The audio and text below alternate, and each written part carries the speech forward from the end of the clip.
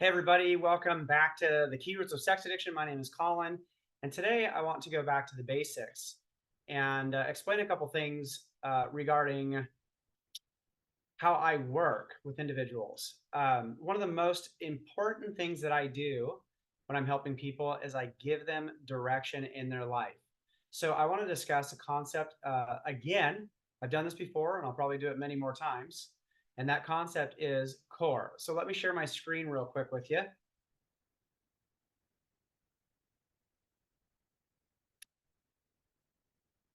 All right. So this is a PowerPoint. Everybody loves PowerPoints, but I think it's really important. So we're going to define core for everyone because, again, it will give you direction in your pursuit of healing. All right. So what is core? Core is emotional positivity. It is that which is good and right, and it is truth. All right. So what does that mean? Let's keep moving on here. Core is who we are. It is literally what we are made of. Okay. So we can't get away from it, right? Even if you tried to get away from it, it's not something you can lose. You can't deviate from it. Now, that's really confusing for most people, and that's okay. I'm not going to go too deep right now, but I just want you to understand this concept that you are positivity, you are that which is good and right, and you are truth. Okay, let's keep going. Core is our natural state. Okay, most people would say that our natural state is suffering. We make bad decisions. We're bad people, and that's who we naturally are. And so, therefore, we're trying to reach core. Well, I say just the opposite. We are core. We believe we're not, and that's where all the pain and the suffering starts. When we are confused like this and not experiencing core, it becomes our primary desire. This is universal among all people. So the minute that we believe that we're not core, we're not happy, then the search starts. In order to be aligned with ourselves, core, our cognition and physiology must be perfectly balanced despite our environment. Okay, so what I'm talking about here are several emotional concepts. One is cognition, one is physiology, and the other is environment. So I'll talk about emotion in another video, but these are three components of what emotion are. And there's a diagram for you. Three factors of emotion. Okay, and when your cognition and your physiology are not aligned with who you are as an individual, you suffer. Okay, so that means you've got to do physiology and your thinking from a particular perspective and belief. All of that has to be aligned. So let me say that again. We have physiology, the way our body feels, it's the sensations. When it doesn't um, align with who you are, you become uncomfortable. When you interpret it wrong, not only your body, when you interpret your physiology wrong or your environment wrong, your thoughts and perspectives are wrong and yet they're believed, you end up deviating from core. And you have to get those right and well balanced in order for you to be positive. Okay, so here's some interesting descriptions of core. These are probably pretty deep. These descriptions are deep. They have a lot of meaning to them, so don't be shocked if you're confused by them or have to listen to them over and over again. Feel free to pause the video at any time to really dive into them and make sure you're understanding them. They're very general. So here they go. Core is love. Love is benevolence. Benevolence seeks the best interest of all people and all things. It is thoughtful. Core is fond of all people. It is dearness. It is devoted and loyal and helpful to all. Core is kind. Core is long-suffering. It suffers patiently and in kindness when patience and kindness are beneficial to all. It is calm internally at all times and in all circumstances. It always seeks peace unless warring is the only option. And it only wars when warring is loving. Core is truth, and truth is fact. It is not opinion. Truth never depends on opinion or belief. It is actuality. Truth is the same today as it was in the past and will be the same in the future. Truth never wavers. The truth never bends and is not flexible.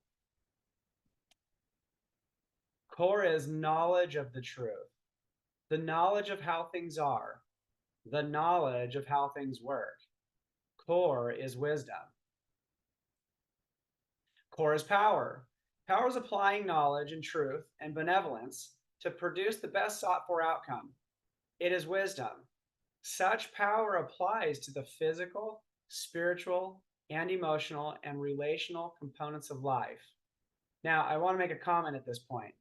Earlier, we talked about, let's go back up one. Core is the knowledge of truth, the knowledge of how things are, the knowledge of how things work. Core is wisdom. So when you have knowledge, there's a big difference between having the knowledge and applying the knowledge correctly.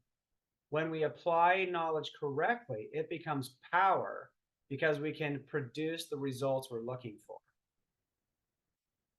Next slide here, it says, core is independent and it is collective. Core is confident, making decisions alone when it knows the decision is good and right, despite what others' opinions may be. However, core understands the power of working together in love and harmony to make unified decisions. And core will always choose to make unified decisions if it can. On the other hand, it's willing to stand alone for that which is good and right. Core is an abundant mindset. Core always has everything it needs. It never wants, it never hopes. It does not have faith. It simply is. And because it is always peaceful, trusting that it will always have what it needs. When someone trusts like that and just knows everything is going to be okay, it's total peace. Core is an abundant mindset again. It says, therefore, it shares knowledge, truth, time, talent, presence, and assets in wisdom and in kind and helpful ways. It never allows itself to become totally depleted unless doing so is benevolent to all. You see, when someone believes they have everything they need, all they can do is give. They give from their very core everything that they have because they can never become depleted. Now, maybe this particular slide talks about giving it all, like death. And we just don't give our all unless it's the loving thing to do, the right thing to do. It's what's in everyone's best interest. Okay? Now, I think this is my last slide. We'll find out here in a second. But this says, core is discerning, flexible, creative, fun, carefree, and spontaneous, right? So a lot of people might think this core idea is a little bit crazy. I just had someone today let me know that they believed that this was an impossibility. And I asked them if they knew that that was true. And at first they said, well, I want to say it is an impossibility. It's really hard for me to say that it is a possibility. And I asked them, do they know 100% that achieving core is impossible? And they had to say no. When you really question yourself and you ask if you really know whether or not you can achieve this, what you have to say is, I don't know. Why? Because you don't. You cannot predict the future. Now, the point here is that everybody is seeking core. It is their primary goal of life. And sometimes you already have achieved it. Think about those times when you're just laughing, you had no concerns in the world, or you were just sitting on the couch watching TV, totally peaceful. Those are core moments. You do it probably every day, at least for a second or two. And for some of us, we actually achieve it quite a bit. Now, when we're deviated from it, again, notice how we try to get back to it. Okay. And the question or the problem starts there. And we're going to talk about that in another video.